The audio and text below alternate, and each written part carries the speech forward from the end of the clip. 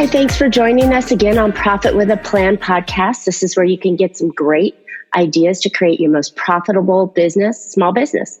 Just so you know, financial planning isn't only for those that have a lot of money or run big companies. A workable financial plan is for us everyday small business owners and professionals that want to make great financial decisions that lead to bigger profits.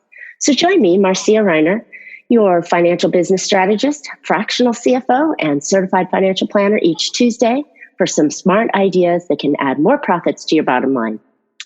I help ambitious business owners grow their profits fast using ways of growing their income and spending strategies that produce bigger profits without killing themselves or constantly chasing more clients. If you know of anybody that may be curious, share my podcast or let's chat and we can see how we can grow your profits in your business together. Today, I'm excited to have my friend Bruce Braviroff again. We are doing part 2 of 10 things you must watch in your business's money. Bruce is a fractional CFO and a dear friend of mine, and he is the owner and CEO of Your CFO. And so Bruce has been a big impact in my life, and I'm sure he has or will be soon in yours. Hey, Bruce, how's it going? Thank you for what a great intro. Thank you. I'm doing great.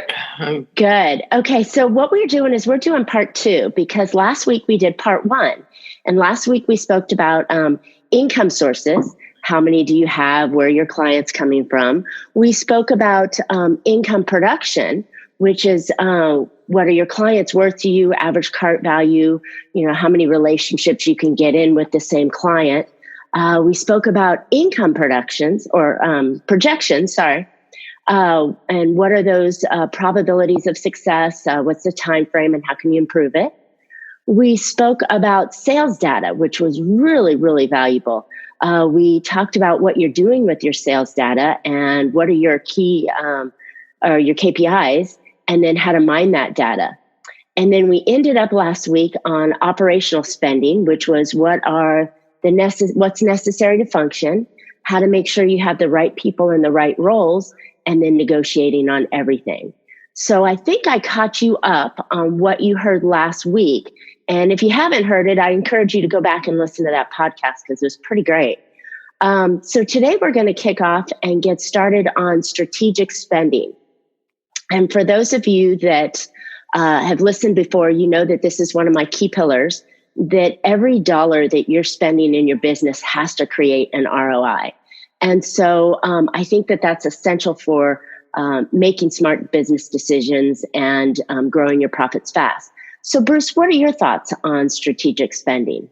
I think that every business owner needs to consider how they spend every penny. There's an ROI equation now it's my turn. For those that you don't know what that means, that's return on investment. Okay, yes. And the fact is that I've got a great example. I have a client who I worked for, 7 restaurants, people everywhere, 260 employees, had a maintenance guy, real expensive maintenance guy, but really cheap when you consider what all he costs. Saved us. He left, got a better job, and the owner decided that he needed to find somebody that didn't cost the $80,000 he did. He'd find somebody that cost $20,000. And then the owner was pissed that the guy that he hired was a numbskull. Didn't know how to do anything, didn't have the training, didn't have all of the pieces. And it was that, do you not understand? You hired a guy to fail. You did not look on your return on investment. You're not going to get any return on a guy like that. Letting the guy go that was $80,000 a year was a stupid mistake because he did so much more for your company. He could fix everything. He'd been there forever, so he knew where every bone was buried. He knew where everything was. So not only did you lose the mechanical side of it, you lost the corporate history side of it. And I love that conversation. When you talk about corporate history, I think that is such a missed area. People don't realize that, like you said, they know where the bones are buried. It's so important. And so did he get a good return on his investment? Not really. Would he have gotten a better return on his investment if he'd given that other guy 10 grand more to stay? Yeah, and he'd have probably stayed for 4. but he didn't want to give him, he didn't do it's year end, it's brand new year, inflation's gone up, so you get a raise. He'd left the guy for 3 years. Well, no wonder he left. Come on. Right. Exactly. Look at them as something that you get a return on investment. And if you think about it, that just flows through your entire company. Look at you've got examples too, I'm sure. Yes, tons of them. I feel that one of my favorite things to do that people don't realize is what your time is worth, your personal time. So if your hourly rate and your best job is to be forward facing with the client, then that's where you're going to make the most money. Everything else that you spend on your assistants, on your support team, on all the nuts and bolts that you have in your business, that's all supporting you so you can have more time in front of your forward facing clients and closing more business, because that's your best use. And I think that when we're talking about return on our investment, it's not always something that produces a return, but it's something that frees you up so that you can go out and do what you're the highest earning capability that you have. So I love that. If you own the business and you're the best salesperson for this business, I don't care if you're the worst salesperson in the world, you're still the best salesperson for your own business, period. So you can be out selling, talking to customers, doing what you do best, or let's go do the accounting. Let's go get that done. I'll sit for 8 hours and do what I could pay somebody else to do in 30 minutes. Right. Where's the payoff here? Think about your time and its value. There's a line that's the time value of money. Mm-hmm. Well, it's also the time value of time. Mm-hmm. Which one? You've got to have both. And this is very valuable for both of us, right? Mm-hmm. What we're doing right now. Absolutely. Are we better off doing this, or let's go spend 2 hours doing accounting? Never. And we're both financial people. Yeah, so and the funny thing about it is you love that kind of stuff because you're the nuts and bolts guy, and you get in and you look at the gaps and the problems that are in the financing, where I'm the big picture strategy gal. And so I understand that, and you understand my side, but we really understand why we're such a great team is that you understand your side and you stay in your lane and you're really good with that. And I understand my side, and I know good enough that I should be hiring you to go do the nuts and bolts stuff in the accounting. Okay. But it's smart business. I'm the nuts and bolts guy. I understand accounting. I understand GAAP. I understand that. Do I do my own accounting? No. I've got somebody who's much better at that than I am. And exactly. It's pay her, let her do the job. My records are perfect. And it's a good use of your money. Yeah. And meanwhile, I'm off doing this or something like it. So let's talk a little bit about growth spending. I think that another great strategy in most small businesses is to invest in growth. And there's so many different levels on that, whether you're, spreading your footprint in the community, or whether you're growing your office space, or whether you're hiring people. I think growth spending is a very, very, very important key on that. Do you got any examples that you might want to share? Well, I agree. Growth spending is is one of the best uses of your money, but don't fall into the trap of build it and they will come. Yes, thank you. You're not building a baseball field. The fact is, build it if you have a manufacturing facility and your manufacturing facility is running 8 hours a day. You don't add a second shift. When you get the first shift to where they're putting in 12 hours a day consistently, or 13, then you have the money to buy a second shift. Now you don't have it fully booked up, but you've created all of this other stuff to make it happen. And let it run, let it do its thing.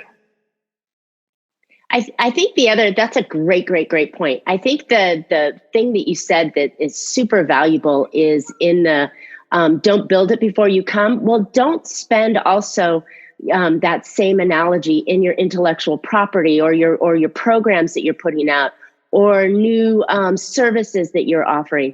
The best thing that you can spend on that is to spend enough to get the doors open, but do a whole lot of feedback So you go out, you try it in a couple of different ways, and then you ask for feedback. Is this something you like? Is this something you could use? Is this priced properly? I went through a course, I think it was a couple of weeks ago, that we talked a lot about feedback and how important that is in the business to get to know if you're on the right track. And then when it's successful and you know it works, and even more importantly, you've got enough buyers that are going to pay for it, then you go mass production. Right. It's like in the software world. I do a lot of projects in the software world. The first model is alpha. Mm-hmm. And alpha is your bench test. You get alpha is everybody inside's checked it out. Now you finally get it to where you believe it's a good product. Now you put it in what's called beta, and you send it out to a bunch of clients that you know and trust, and have them tear it apart. Mm-hmm. And you fix it, you send it back out, have them tear it apart. When you get through that beta cycle, then you send it out. The old saying is that most of the time when we get new software from Microsoft, the beta test is the public. You don't want to do that. You're not Microsoft. You want your product to come out just bulletproof. So do the beta tests a couple of times, whether it's software or it's a service or it's a new food product or a new makeup or something. Do the tests with people you know and trust. Make them your preferred customers, then blast it out to everybody else when it works. Agreed. And all these are amazing strategic spending foundations that all business should have in place and understand. And that's why we wanted to talk about this with you today, because these are part of the 10 things that you must monitor in your business. And absolutely, you must monitor your spending as well as, that growth spending and making sure you're on time. Let's move on to the next one. Number 7 is actually marketing and advertising. So I'm a fan of understanding everything you do in your business has to be towards your ideal customer. So you got to take that time to really understand who that ideal customer is and where do they hang out. What are your thoughts on that? Well, there are 2 types of advertising I was taught. There's push and there's pull. Oh. And push is where you're reaching out to find your ideal customer. Mm-hmm. Pull is where you've already got your ideal customer and they're advertising and pulling more people into you. What the internet has done has made pull marketing much easier to do because we all talk about everything we do. But you first have to get that group of ideal customers and find them and figure out how to sell to them. And you have to understand and listen to what they say. I don't think, we get all these, every time you buy something, you get this, here, take a survey. I don't want to take a survey every time. Right. But if I have the feeling that this is a new product and they're trying to figure out where they're going, I will stop and spend the time to take their survey. Well, it's that feedback too. So it depends what phase you are. If you're in that alpha or early beta, if you're in that beta phase, you're going to be looking for that feedback. And that might be a sign too, as a consumer, are they in their beta testing and you're learning about their new products? So yeah, well, I bought a product to shave that I really like. And I wrote back a very nice, this is a great product. I've never seen anything like it. Mm-hmm. And they called me and interviewed me and asked me, can they use my quotes in their advertising? Have at it. I don't care, right? It's a case of the product as a gift for doing it. And they didn't have to do that. But sometimes, now, do I talk about that product whenever I get a chance? You bet. So was that case of product really that expensive for them? Probably not. And that's the sort of thing you want to do is talk to your customer. And if you get somebody that gives you some feedback that you don't like, pick up the phone, call them. Ask. Yeah, bad feedback is just as good as good feedback, because if you don't know what's going on and you don't know that was something maybe that you missed in your alpha and your creation of it, this is something, bad feedback is great. There's nothing wrong with that. Bad feedback's actually your better feedback. Right. Rather than, oh, it was lovely, it was wonderful, I enjoyed it. No, I want to hear what didn't work for you. If you run a restaurant and you're looking at your feedback and you're consistently getting dinged on your service, that's bad feedback and it should tell you something. Mm-hmm. You're a chiropractor, and people say your bathroom's dirty. Yeah. There you go. It's exactly. Feedback is good. Good, great feedback is good and bad. So let's talk about marketing and advertising. I'm a study of someone who shared with me that either you have more time and you can do the advertising yourself, or you don't have enough time and you have to pay for somebody to do the advertising. And that to me is a social versus a brand or marketing or paid marketing. I know that there's a lot of opportunities that business owners can and should be involved in their branding and in their marketing through social media. And social means not this was my, I was at a hockey game last night. It's more of here's what we stand for. These are our core values, and these are the examples of how we're helping people. And you're doing that through the social media process. And then the other side is, let me give you a pitch that's going to draw you in, that pull marketing, and that's going to be more paid advertising. But I think in our spending, a key piece, if you're the only two, and I've said this in the past, the only two real spending that you should do is going to be on innovation and marketing, and everything else is a cost. So those are investments you put in that you should put a lot of energy, effort, and possibly money into. And so it's something that you constantly have to watch out. I know that Bruce and I have talked a lot about marketing and advertising, but I think that you can't say that you have to go all social or you have to go all paid. You have to find a balance of both, because there's two communities that are going to pick you up. Those that are casually looking and those that you're targeting at. And you can bring both of those kinds of clients in. Well, there's also a big change. And I've used this phrase a lot, and it's becoming part of my speech, is think globally, act locally. And one of the things that's funny is right now, internet marketing is not working the way it used to. Of course not. And everything changes. And one of the things that's coming back in style to use is just a personal postcard, just a simple personal postcard. The group I work at right now, they do massive work, and about half their work comes from sending somebody a postcard saying, "Hey, I saw this. If you're interested, please call me." And it's gone. And they've got people, that's all they do. But it's a great way to go. And you have to be aware of, how can I reach? And I mean, if you're a local merchant, how big is your area? Mm-hmm. And if you're the local sandwich guy saying, "Come try me and I'll give you a free cookie," I don't know. But just a little postcard, it seems to be working better today than all of the banners and all of the stuff that you can do if you're local. Marketing, even if you're global, you have to be constantly changing and shifting and moving ahead of the curve and being creative. So it's not one and done, it's multiple streams in your marketing. And I think what's really important is that feedback and testing that we just spoke about. You're going to want to have quick results in your marketing. So that's your beta test. You're going to send it out and you're going to see what kind of response you get on it. Then you're going to move to the next piece if that's not working, or you're going to tweak your message until you get it right. And that right window may only be a few months, could be a year, but that window of using your marketing and having great efforts out of it is usually rather small. So it has to constantly be evolving. This is another super big thing that you've got to watch in your business. You can't just do something and go, "Oh, well, I had great results with that before. I'm just going to keep going on with it." Something that's got to continuously be evolving. Yeah, because the client, your prospective client, if you do the same thing all of the time, you're beating them over the head.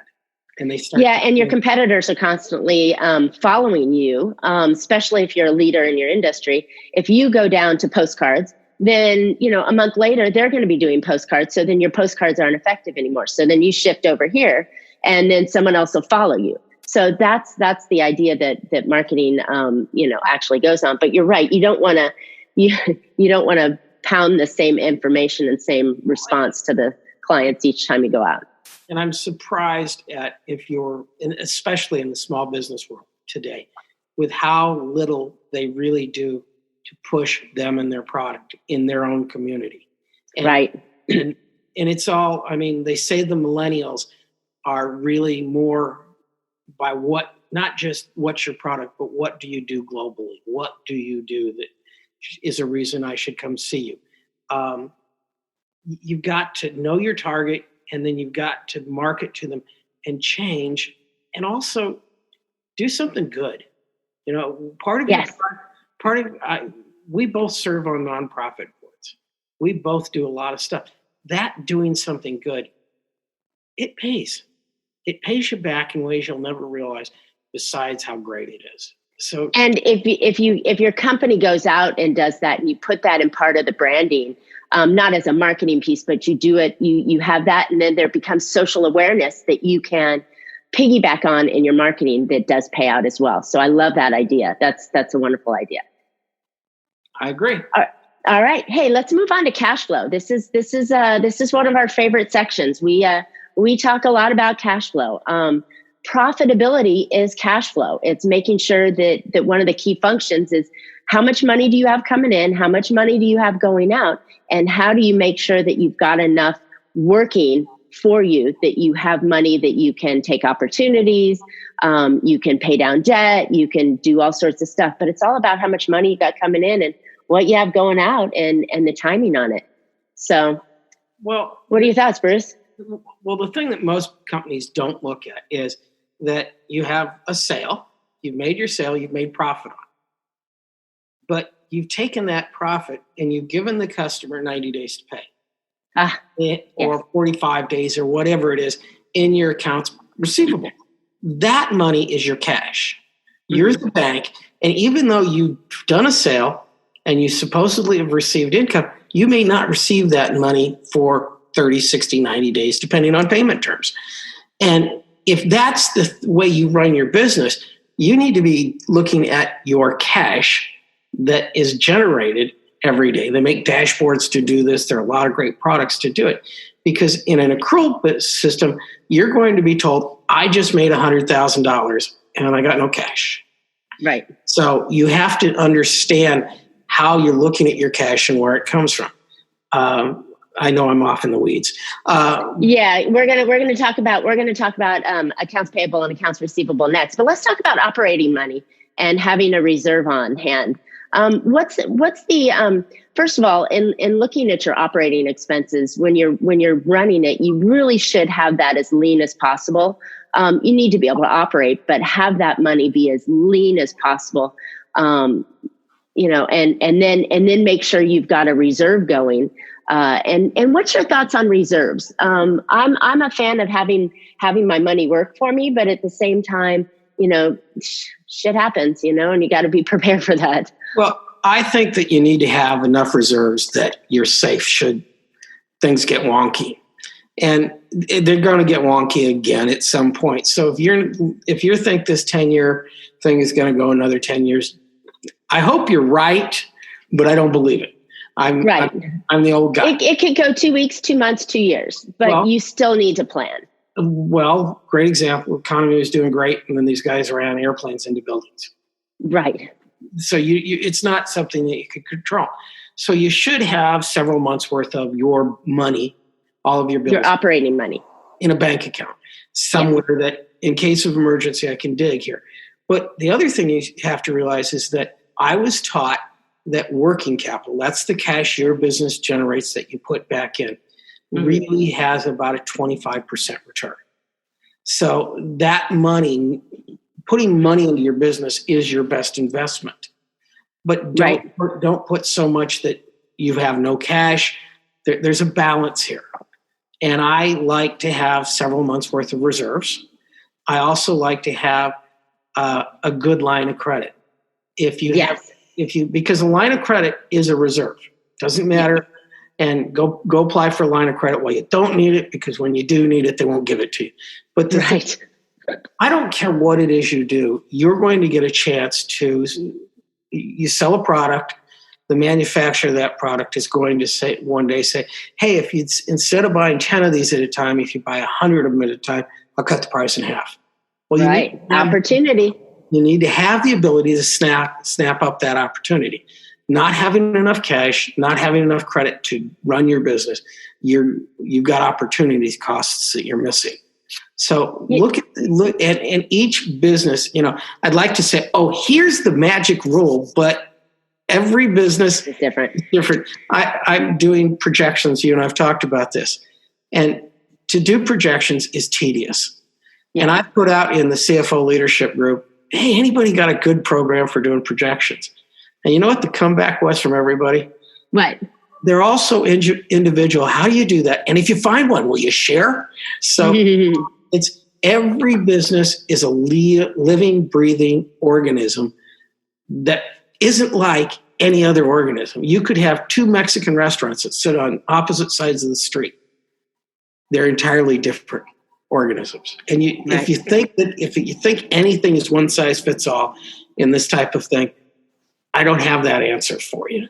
I wish I did. I know, right? You'd be rich. Yeah. So let's talk about other people's money, because you tossed on that one in the beginning. I'm a huge fan of using credit as needed, and having the ability, and Bruce touched on it, get a line of equity. But if I take a couple of steps back, you need to have three things really strongly in place before you start using other people's money. You need to have your business credit developed and in line. You've got to have a relationship with your bank that you're going to go get that equity line with. You're going to need to have some funds in that account. You're going to need to have some sort of history going on with them. But not just your business account being important or your business credit, they're going to balance it against your personal credit again as well, because you're going to use a personal guarantee, especially if your business has only been in existence a few years. If you've got a bigger business, then the personal guarantees may not be required, but you're going to have personal side, you're going to have business credit, and then you're going to have money. So like Bruce mentioned, they're not going to give you money when you need money. They're going to want to see that you have the ability to run a business and have all these things in line. Then they'll give you the money and then you can use it later. But I have to say, having other people's money, the business line, maybe you're looking at, some sort of joint venture or relationship that you could have off to the side, that you have that accessibility to that kind of money, because it is essential. And then other people's money could also be credit cards. I don't necessarily agree on it, but if you've got a strategy to pay those off quickly, then you can use credit cards. But I think using other people's money in your business is so important. And it will also, in turn, free up that cash flow. So that way you'll have opportunities to keep the cash moving. So like, say you had an expense coming up, a $20,000 or $50,000 expense. You got $50,000 in the bank to pay that expense. It might be a better situation for you to use the credit line or to use some sort of financing to pay for that. Keep the $50,000 and then just pay from the $50,000 onto that credit line, because that will build credit. It shows your ability to manage money. It keeps cash in your account. I mean, there's so many advantages of using other people's money that I can probably go on for a whole conversation on just other people's money. What are your thoughts, Bruce? Well, when I start with a new client, and I'm working on one right now, it's a startup. Mm-hmm. And we're trying to build all of these pieces and get it to work. I told them to go lease laptops. Just go lease laptops. I don't care what the rate is. I don't care any of it. Go lease. You need 3 laptops. So it's $12,000. I don't care if it's at 100% interest. Go do it and go get it done. Because what that does is that very expensive first interest that you built a payment. The next time you go to borrow money, I made payments. I have proof I can pay. I do this. So when you're starting your business, plan for the fact that I want to get here. Borrow money in small amounts, and then each time make it bigger. Once you get a line of credit, and I'm doing this at one of the nonprofits I'm with, we're getting a $500,000 line of credit. This company should have had a $5 million line of credit by now, but they've operated all these years with no credit. So we'll get a $500,000 line, and I'm having them pay all of the bills out of the line of credit. pay the line of credit, and then pay them off. Yep. And so it's this in and out, in and out, in and out. But what will happen is the bank sees you using it because they like you to use it because they make money. And so you paying it off, which means you have the ability to cover what you do.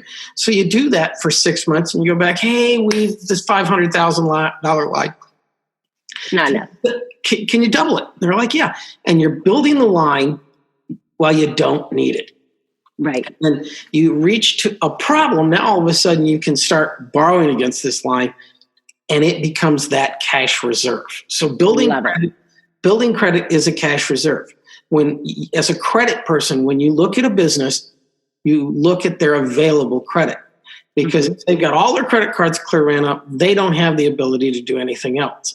If they're at 10% of their credit usage, these people they hit a snag. Oh yeah, my car engine blew up. Oh, here, put it on my credit card.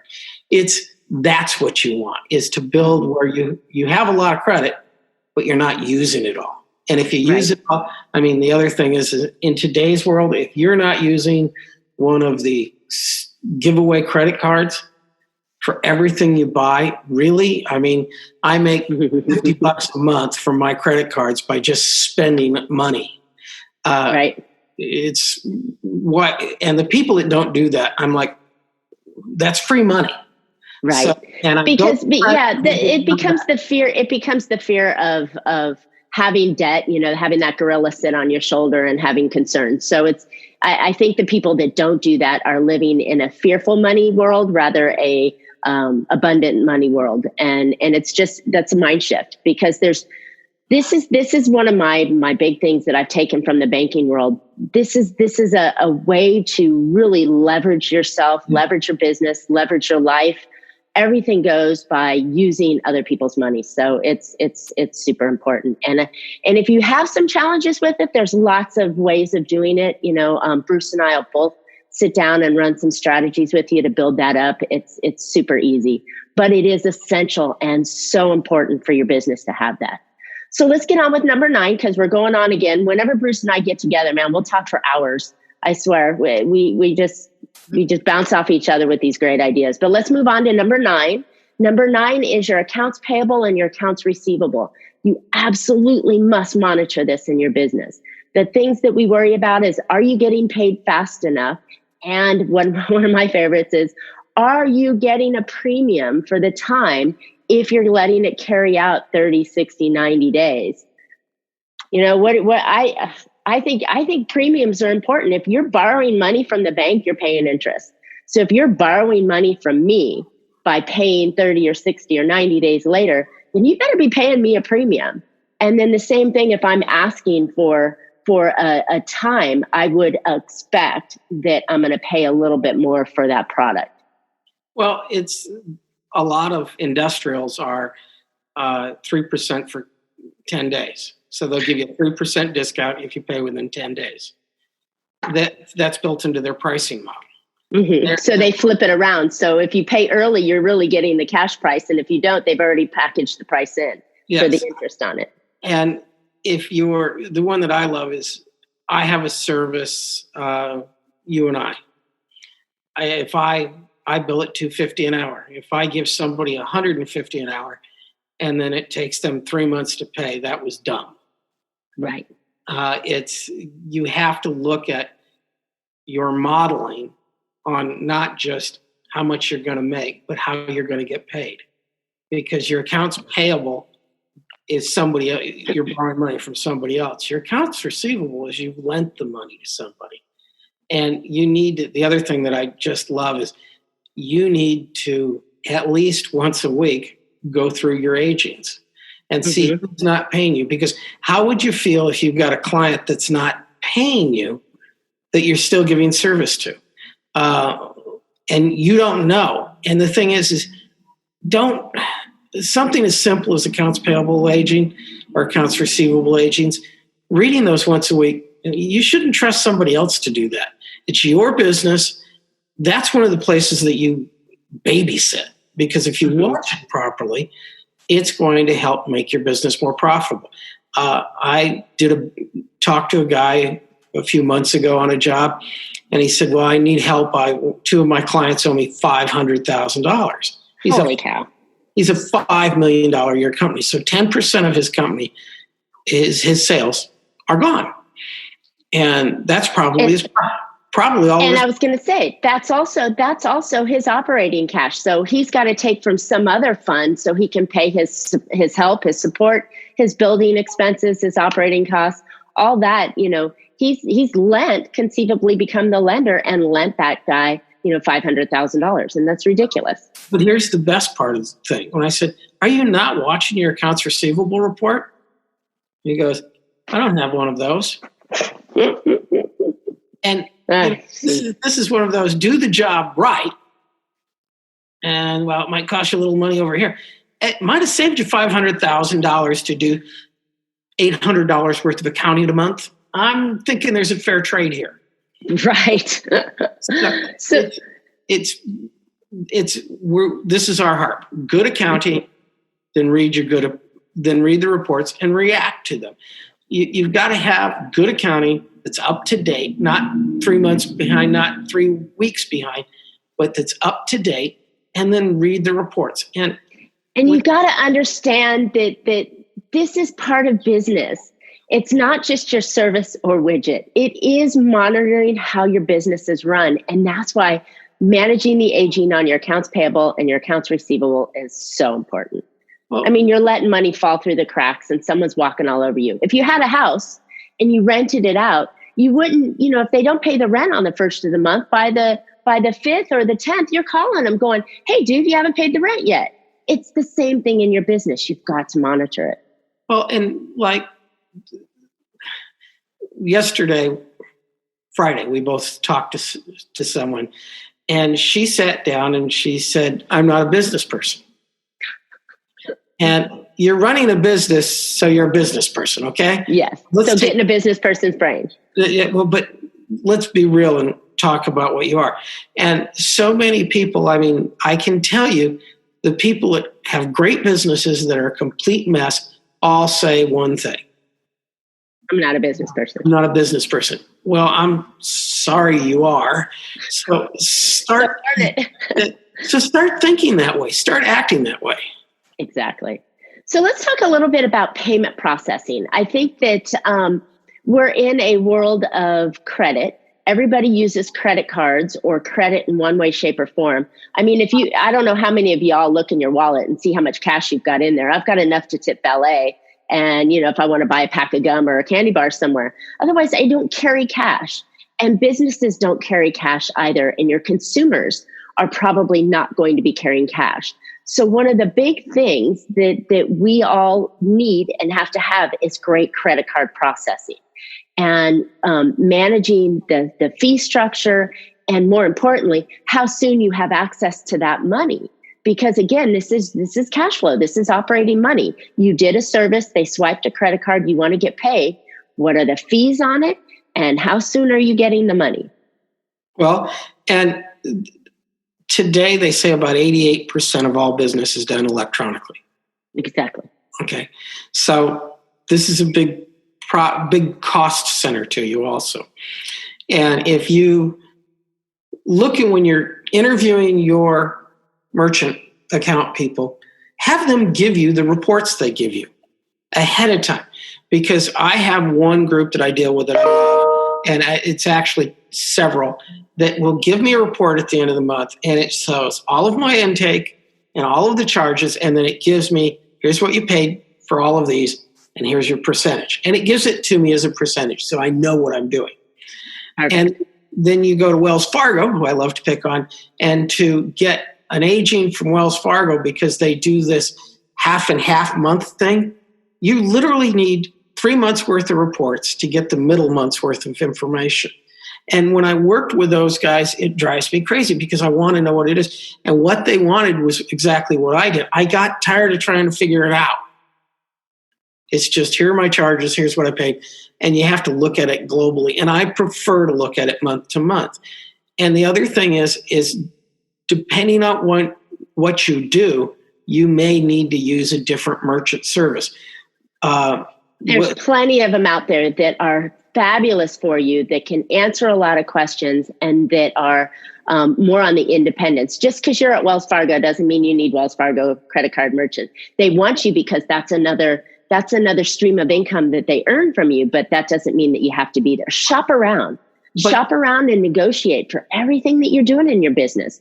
You're valuable to all these merchants and all these service providers. So you have a little bit of leverage to negotiate. It's a big income item, actually, right, to these people. And Wells Fargo, and I'm just picking on Wells today, I guess. This is what they do. Their nest is really small. If you do something out here, they're going to decline you. Well, just because Wells Fargo declined you doesn't mean you're getting declined. I'm sorry, I thought I turned those off. Yeah, I'm listening to your dings there, so come on, Bruce. Hey, let's move on because we're running out of time here, and I really want to finish up this last one. This is number 10. This is taxes. And we want to make sure that you're taking advantage of every opportunity that the government gives you. We're not telling you to go do things illegal, but the government has set in place for us, business owners, tremendous opportunities in tax deductions, tax benefits that as a small business owner, you absolutely need to make sure you're taking advantage of. These are normal credits that we have to look at. And if you're not looking at it, you're just throwing money down the drain. So like R&D credits, like hiring people, I think it's Watts. I think it's Watt. Yeah. Those are just two. There's tons of credits. There's tons of opportunities because you are the lifeblood of our economy, us business owners. And the government understands that because you're putting an influx of money into the economy, you're hiring people, and you're doing business. And that's why they want you to take advantage of these opportunities. So what I have to say here may not make everybody happy, but not all CPAs or accountants understand this.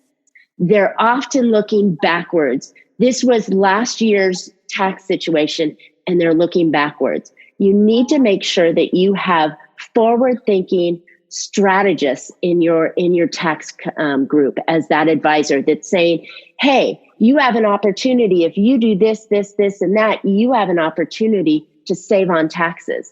I mean, it's crazy if you're leaving that stuff on the table. So you've got to think about this in a different way. Well, to me, the role you just described is not your CPA. It's you and I. Right. Well, and you also have to have a CPA that's gonna, because you and I are going to come up with these strategies. We're going to talk about these pieces on it and do that, but then we're not necessarily going to execute on it. We're going to go back to the CPA. And if we have a CPA that's constantly looking backwards, they're going to throw their hands up and say, oh, that's too much work, or, oh, you don't qualify for that, when you and I know that they would.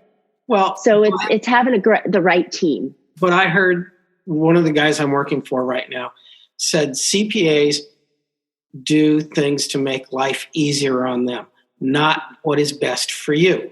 Mm-hmm. And the case I'm working on, I'm going back and restating an audit from a year ago. And restating an audit is not something you normally do. And normally when you do, it's bad news. And I'm restating the audit for good news. It's going to put a lot more money on it. And if your CPA answers any question with this phrase, you should run. And that is, that's the way we've always done it. Or anything like that.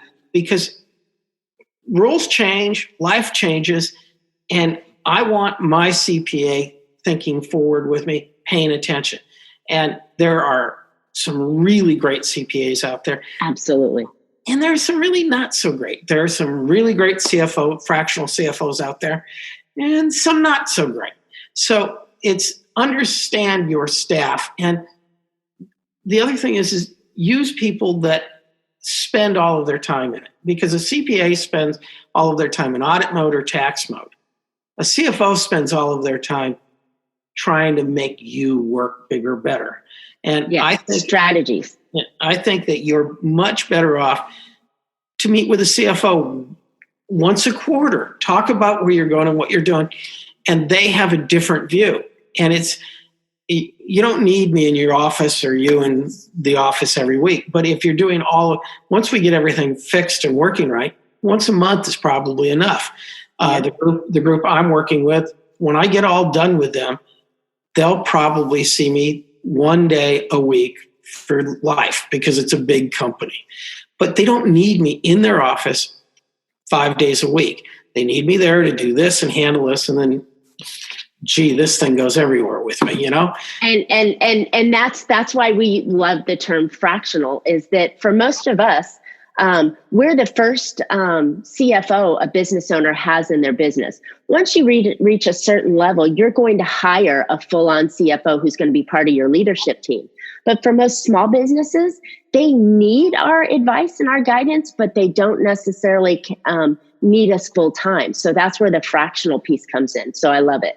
But let's keep rolling here. So let's talk about reinvestment in your business. Do you believe, Bruce, that there's a huge tax benefit for reinvesting in your business? Yes, absolutely. Really? Yeah, you got to ask. Yeah, I know. Well, come on. Okay. Well, but there's lots of advantages to reinvesting in your business, and there's lots of reasons to do it. But make sure you account for it right. Make sure, because if you take income that you've earned and you've taken it out of the company and then you put it back into the company, that's a loan to the company. Mm-hmm. And you're lending money to yourself. You don't want it to go in as equity. You want it to go in as a loan, so at some point you can take it back out tax-free. Yay. But yes, that's the whole idea. But you also want to do this in what we talked about in the strategic spending side. You're going to want to loan the company that money, but you're also going to want to do it in a manner that it's going to pull back and create more investment, more income, more opportunities for you. And every city has tax credits. Every city has all kinds of different things to do to help you. And if you don't go meet with the city manager once in a while and ask them what they're doing and where they're going, if you don't listen to, these state of the city breakfasts, they're dull and boring. But if you don't go to them, you're missing something. If you're not a face that your city sees all of the time, they won't know how to support you. Right. And if they have, Long Beach has these opportunity loans. They might as well be at zero interest for 10 years. They're actually losing money on it. But Long Beach does this because they want the opportunity of the growth in their own community. They're investing in their own community. And they're not huge loans, but they're not small either. And if you don't spend the time to know about it, it's the same as first-time buyer loans and all of these other. There's things out there to help you. If you stay in your cocoon and don't socialize or network with you, or learn with the people, you're never going to get there. And every city wants you to be successful. Everybody says, "Oh, the city hates me. The planning department hates me. All of these people hate me." They don't hate you. They just want to make sure the job's done right. And it's one of those things. Don't fight with them. If they say you need to do this, all right, go do it. You're going to spend all this time fighting with them and still lose. So just go do it. And talk to them, though, because they will help you. All right. So one more piece so we can keep this going, because we're going for a long one again, I tell you. So one final thing on the taxes that I want you to understand: corporate structure means everything. So you really need to sit down and figure out what is the proper corporate structure for you. Being a sole proprietor, if you're making brownies and selling them on at the counter or at the corner or bringing them into offices, you probably don't need a corporate structure. But anything else, you really truly need that corporate structure for the tax breaks on it. So whether you're acting as a pass-through or you're being double taxed as a C corp, there's so many things that you really need to consider, and your corporate structure will affect those taxes. So I'm going to say, let's get going on the rest of this. What I'd have to say, Bruce, and I know you agree on this, nobody can be an expert on all of this. We both suggest that you hire experts to help you manage your business. You should have a team that supports you as an owner. This is going to be the financial side, like Bruce and I. You're going to have accounting sides, you're going to have marketing teams, you're going to have legal teams, you're going to have human resource teams, you're going to have operations teams. Nobody should go about this on their own. We just happen to focus on the financial side because we both believe that everything you do in your business involves money. So why not have some good decisions on that and have a team of people that can support you great on that? Agreed, Bruce? Absolutely. You have, all right. Have subject experts and meet with them all. Exactly. All right. So thanks so much for listening today. We really appreciate that you're taking the time, Bruce, to come on and help me with these 10 things that you must monitor in your business. And I hope you found an idea or two that will put into your business that will give you more control over your money and make you more profitable. If you'd like to know specifically how to increase your own profits in your business, let's chat. Both of our contact informations will be in this podcast. And I am super excited to share with you my new book. It's called Big Profit Secrets Exposed. This is some of my strategies on producing income and spending strategically that'll help you. There's a link in the podcast if you want to pick it up. I truly appreciate it. Also, if you want some notes on this podcast, those will be put out here real soon. Just hit me up with a quick email and I'll send them off to you. And as always, we'd love to hear your questions, feedback, and ideas on future shows. So just reach out to me at marcia@bellafinancialgroup.com. So you can catch Profit with a Plan on any of your favorite podcast players. And we look forward to more profitable information on next week's show. So make your plans and profit with it. Thank you, Bruce. I appreciate you. Love you. Thank you very much. All right. Bye-bye. Thanks, guys.